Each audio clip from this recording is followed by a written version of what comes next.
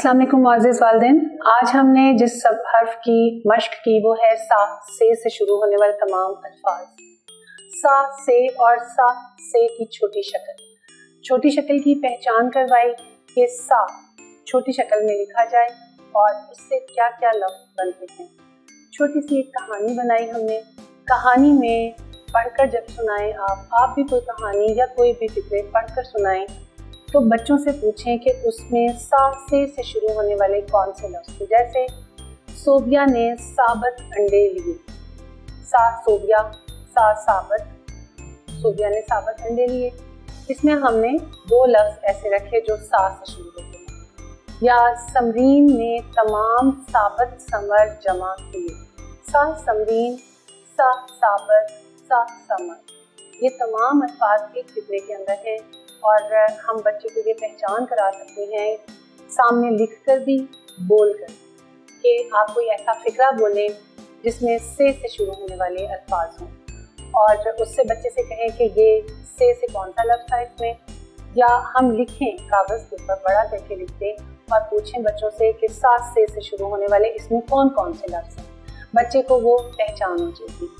इसके अलावा बे, पे, ते, से, ये एक ही ख़ानदान के जो अल्फाज हैं इनको मुकम्मल भी लिखा और इनकी छोटी अशकाल को भी लिखा। बड़ी शक्ल को छोटी शक्ल के साथ मिलाना सिखाएं ताकि बच्चे को वो पहचान हो जाए कि ये बड़ी शक्ल है इसकी और ये इसकी आधी शक्ल या छोटी शक्ल है।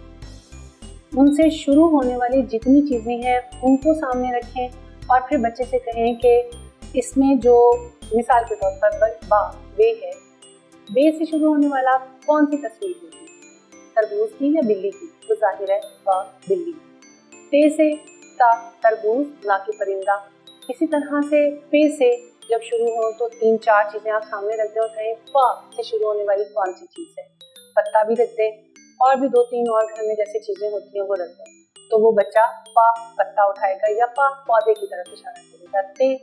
ते से इसी तरह से ते टोपी या ते टोकरी वो बच्चे के सामने रखें और भी 2-4 चीज़ें रख दें तो बच्चे से कहें कि टा ते से शुरू होने वाली और इसी तरह से सा से शुरू होने वाली कौन कौन सी चीज़ें हैं। सा समर है जैसे कि सा साबत है और सा सौर।